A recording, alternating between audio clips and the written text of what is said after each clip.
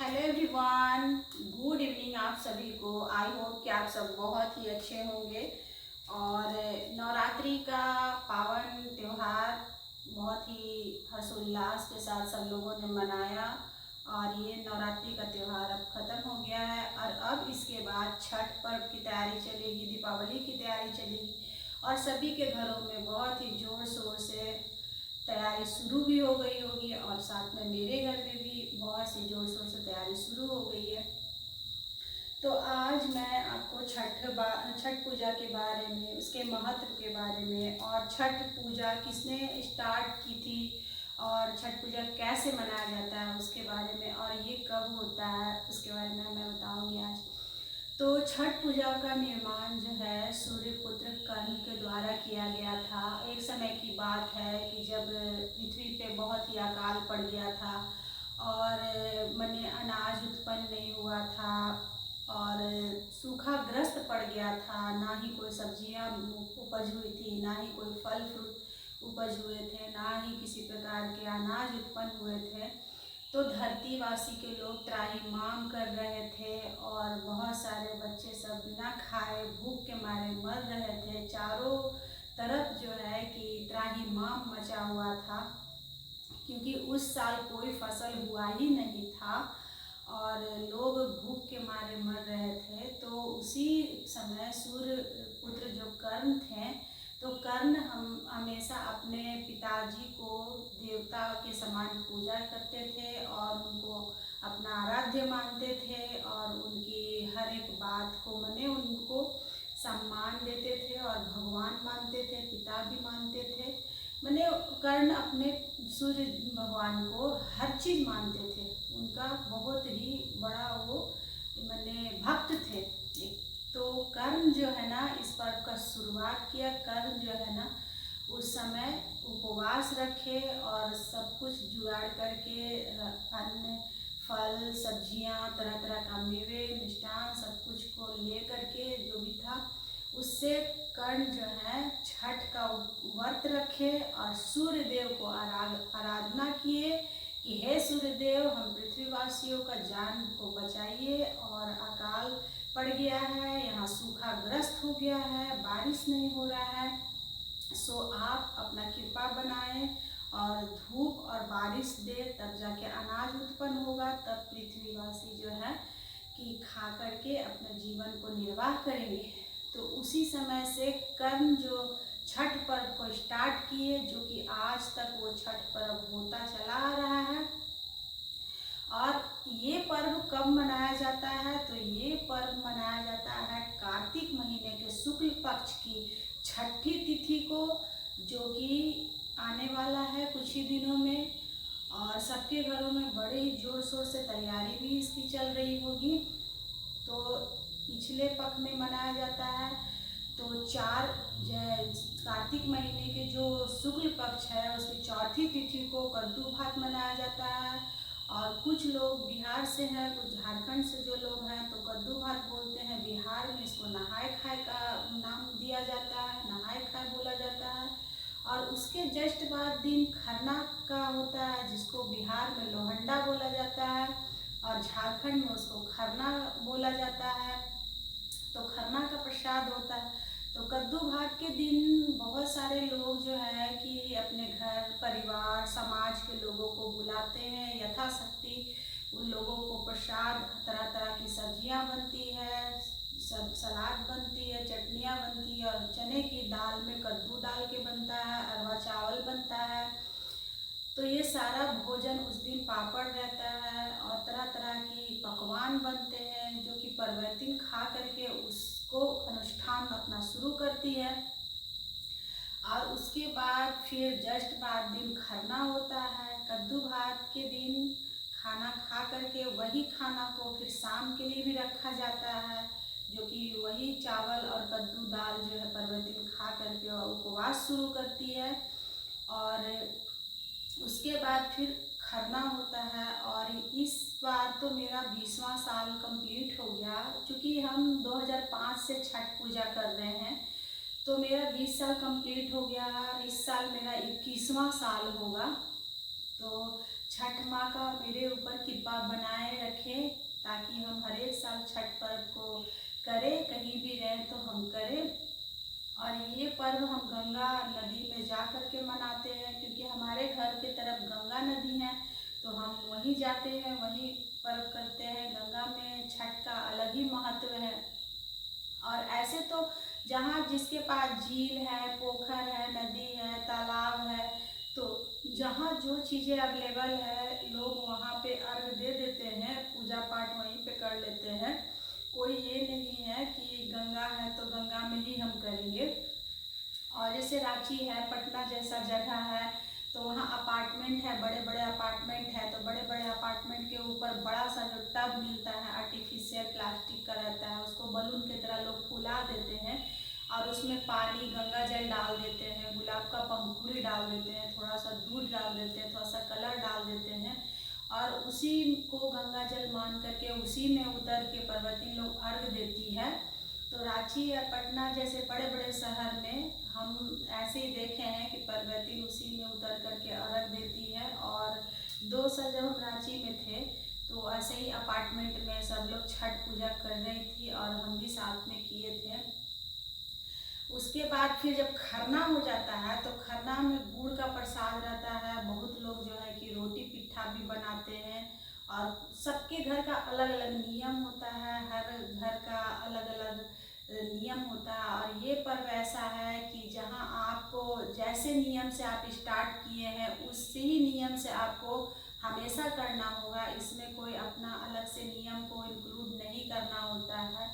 और बहुत ही धोआ हुआ चीज़ को धो करके, पोछा हुआ चीज़ को पोछ करके बहुत ही नियम धर्म से ये व्रत को किया जाता है और बहुत ही हर्षोल्लास के साथ लोग मनाते भी हैं।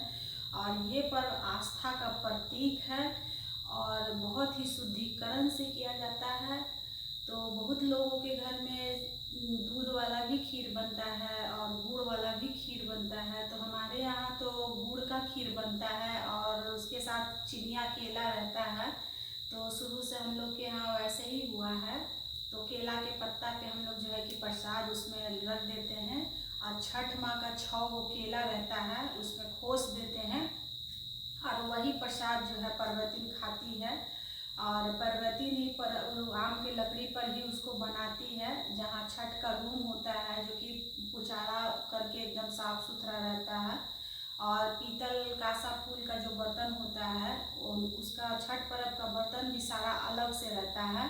तो सारा बर्तन सब साफ सुथरा करके और उसमें फिर आम के लकड़ी पर खरना का प्रसाद बनाया जाता है हम लोग के यहाँ। और उसके बाद आम का लकड़ी पर प्रसाद बनता है और वही पर्वतीन फिर खाती है, केला के पत्ता पर छठ माँ का लगाता है। और उसके बाद फिर अर्घ दिया जाता है उसमें हम लोग के यहाँ थोड़ा सा बाल को ही ले करके और आंचल में नारियल और वो रहता है पुड़िया रहता है। तो वो केला एक छड़ी और पुड़िया ले करके आंचल से ऐसे करके और इस पे सब लोग अर्घ देते हैं, जो कि बाल्टी में दूध का अर्घ लिया जाता है खरना के दिन। और उसके बाद फिर पर्वतीन खरना करती है और उसमें ढाक का बहुत बड़ा विशेष महत्व होता है, क्योंकि बिना ढाक के छठ पूजा हो ही नहीं सकता है। ढाक बहुत ज़रूरी होता है। और कितना भी आप गाजा बाजा तो वो इंग्लिश चीज़ हो गया, लेकिन ढाक जो होता है ना माता रानी के लिए बहुत ही आस्था का चीज़ होता है और उसको ही लोग प्रायोरिटी देते हैं। तो ढाक बजाना अनिवार्य होता है। जब तक पर्वतीन जो है ना खरना करते रहेगी तब तक तेजी से ढाक बजाना है। और किसी का कान में आवाज़ अगर पर्वतीन को चला गया तो वो खरना को छोड़ देना है, उसको फिर खाना नहीं है। कान में आवाज़ जाते के साथ खरना को छोड़ देना होता है। हम लोग के ऐसे नियम होता है। और उसके बाद फिर कुछ लोग तो रात में भी ठेकुआ बना लेते हैं और कुछ लोग जो है कि दिन में ठेकुआ बनाते हैं। मेरे यहाँ तो सब खरना करके उसके बाद सब सो जाते हैं खाना पीना खा के, और हम लोग दिन में ही सुबह में उठ के ही लगते हैं और पूरा दिन हम लोग ठेकुआ छानते हैं। और ठेकुआ जो होता है शुद्ध घी में होता है और वो आम के लकड़ी पर जो है कि बनाया जाता है और उसका चूल्हा अलग होता है हम लोग के यहाँ और खरना का चूल्हा अलग होता है हम लोग के यहाँ। 2 चूल्हा रहता है हम लोग का। और इसमें जो है कि हम लोग का एक छीनिए साड़ी पहन के होता है पर्व। हम लोग का स्टिचिंग वाला नहीं चलता है, जैसे आजकल के देख रहे हैं कि ब्लाउज में सिलाई करके पहनती है लोग छठ पर्व में। सो हम लोग का, मेरी सासू माँ वैसा नहीं लगाई है, मेरा एक छिनिया कपड़ा लगाई है। तो हम एक छिनिया कपड़ा पहन के छठ पर्व करते हैं और उसमें फिर चूड़ी वगैरह नया पहना जाता है और वो खरना करके वो साड़ी को फिर धो करके पसार दिया जाता है, गाड़ करके हम लोग के यहाँ पसार दिया जाता है। और बहुत घर में ये होता है ना कि छठ का दूसरा साड़ी रहता है, खरना का दूसरा साड़ी रहता है, 2 साड़ी रहता है। लेकिन हम लोग के यहाँ ऐसा नहीं होता है, हम लोग के यहाँ एक ही साड़ी से पूरा छठ होता है और खरना करके वो साड़ी को गाड़ के पसार दिए, फिर वही साड़ी कल पहना गया। और उसके पहले जो है कि मील धुलाता है, हम लोग के यहाँ मील सब जगह धुलाता है और गेहूं को सुखा करके, और गेहूं को बहुत ही सावधानी से सुखाया जाता है क्योंकि उसमें चिल्ला कौवा वगैरह, मैंने कौवा वगैरह चोंच ना मारे या गंदगी ना कर दे। तो संठी मिलता है, बहुत बड़ा बड़ा संठी मिलता है हम लोग के यहाँ और सभी जगह मिलता है संठी। और उस संठी से ही ऐसे ऐसे करके देखते रहना पड़ता है ताकि कौवा जो है उसमें गंदगी न करे और कुछ जूठा वगैरह कुछ ना गिरा। बहुत ही नियम धर्म से गेहूं को सुखाना पड़ता है और 2-3 लोग रहते हैं तो गेहूं सब लोग मिल करके थोड़ा थोड़ा सब सुखा लेते हैं पतला करके। और पहले तो हम लोग के यहाँ गंगा जी में जाके गेहूं धुलाया जाता था, लेकिन अब जो है ना कि गंगा जी में नहीं जाके धुला करके अब हम लोग गंगा जल मंगवा लेते हैं घर में और बड़ा बड़ा टब जो पीतल का होता है कठौती, उसी में गेहूं को डाल करके और उसी में हम लोग सफाई से अच्छे से धो लेते हैं। धो करके अच्छा से छान लेते हैं और छान करके बैठ के हम लोग सुखाते हैं। पहले कद्दू भात के दिन हम लोग गेहूं सुखा लेते हैं और उसके बाद खरना के दिन हम लोग गेहूं को सुबह में उसमें तुलसी का पत्ता और डाल करके और पिसाया जाता है गेहूं को। और चावल होता है, अब कोई 1.25 किलो का 2.5 किलो का ठेकुआ बनाया, कोई 1.25 किलो का, माने जिसका जैसा कैपेसिटी है उसके अकॉर्डिंग लोग बनाता है। हम लोग के घर में तो 25 किलो 20 किलो का पहले बनता था, लेकिन अब जैसे जैसे आदमी कम रहा है और समय स्थिति वैसा नहीं है तो अब थोड़ा कम बनता है। अब 10 किलो 11 किलो का बनता है।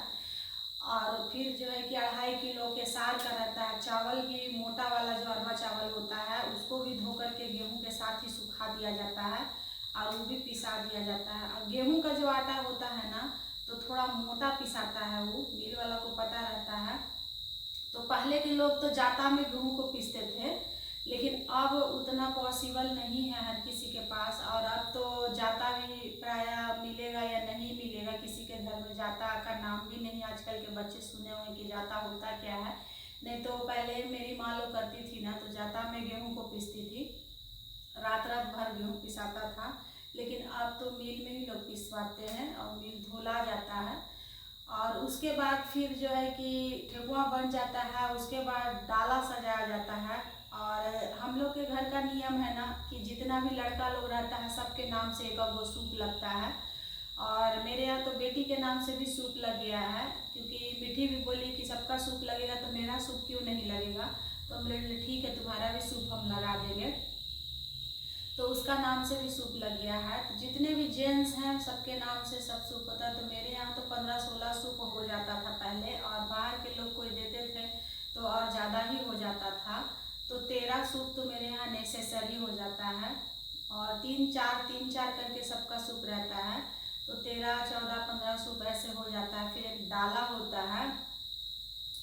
और बहुत लोग शौक से भी इस पर्व को उठाते हैं, करते हैं। और बहुत लोग जो है कि मन्नत का भी रहता है कि किसी का नौकरी नहीं है हो रहा है तो गच दिया तो उससे छठ पर्व करेंगे। तो किसी को बेटा नहीं हो रहा है तो उसके गच दिया तो छठ पर्व करेंगे। तो ये सब गचती का भी होता है, बहुत लोग गचते भी हैं तब करते हैं। और बहुत लोग शौक से भी इस पर्व को करते हैं। और हमको तो कुंवारे से शौक था कि हम छठ पर्व करेंगे जब भी मेरा शादी हो जाएगा।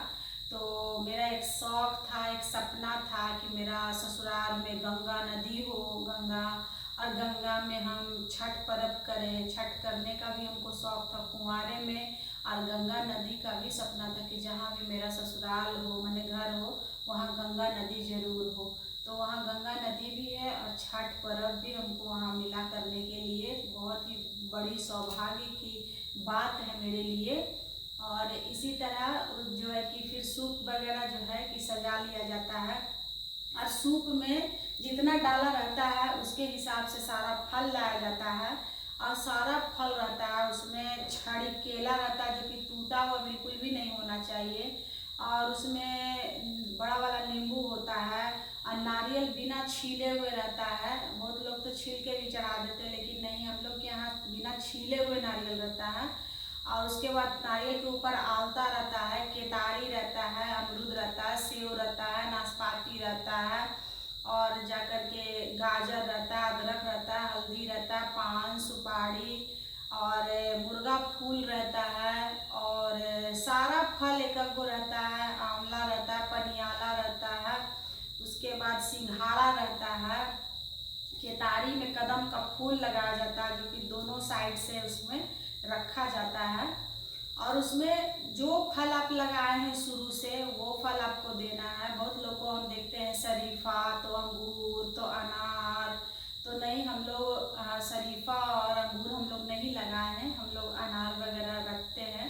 अमरूद, सेव, नाशपाती, संतरा होता है और शकरकंद होता है, मूली होता है, गाजर होता है, हल्दी आदि सब होता है। तो ये सारा फल रहता है और इतना में ही तो पूरा सूप भर जाता है। उसके बाद फिर ठेकुआ 5 ठो रहता है और उसके बाद 2 ठो केसार रहता है और फिर उसके बाद शाम में जा कर के वहाँ पे अर्घ देना होता है और सारा सूप को एक डाला में हम लोग 2 से 3 सूप अट जाता है और जितना सूप रहता है उसके अकॉर्डिंग हम लोग डाला भी ले लेते हैं। किसी में 2 सूप, किसी में 3 सूप अट जाता है, तो ऐसे हम लोग ले लेते हैं और हम लोग का 3-4 डाला हो ही जाता है।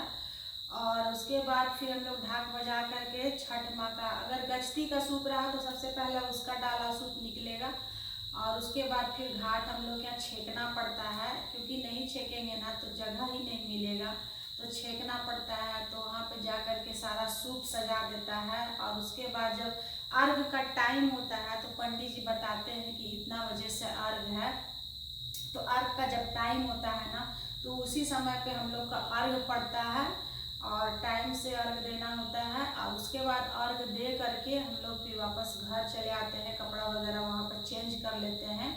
और उसके बाद जो है कि कंघी वगैरह करना नहीं होता है, ना ही तेल लगाना होता है, ना ही साबुन लगाना होता है, ना ही चप्पल पहनना होता है। मैंने कद्दू भात तक आप पहन सकते हैं, लेकिन जैसे खरना पूजे हैं, खरना का प्रसाद खाएं, खरना के दिन से आपका नियम शुरू हो जाता है और ना कोई फालतू बात बोलना रहता है, क्योंकि आपके शरीर में छठ माँ का प्रवेश होता है, निवास होता है, इसलिए आप किसी को आप शब्द मत नहीं बोलना चाहिए, नहीं तो बहुत खराब होता है।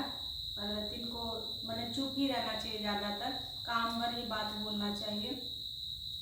और उसके बाद फिर सुबह होता है तो सुबह हम लोग जो है कि दूध जो शाम में रहता है ना, तो दूध को हम लोग रख लेते हैं फ्रीज में, जो फ्रेश फ्रीज रहता है, क्योंकि उतना सवेरे दूध मिलता नहीं है, थोड़ा परेशानी होता है। तो हम लोग दूध में क्या करते हैं ना कि पानी थोड़ा उसमें डाल करके और दूध को रख देते हैं फ्रेश से, तो वो दूध पानी मिला करके थोड़ा सा आप रखिएगा ना फ्रिज में तो दूध बिल्कुल भी नहीं फटेगा। तो हम लोग उसी तरह से रखते हैं और उसके बाद सुबह में उठते हैं तो सारा डाला को खोलते हैं और डाला को खोलने के बाद उसमें से सारा ठेकुआ चुन के निकालते हैं।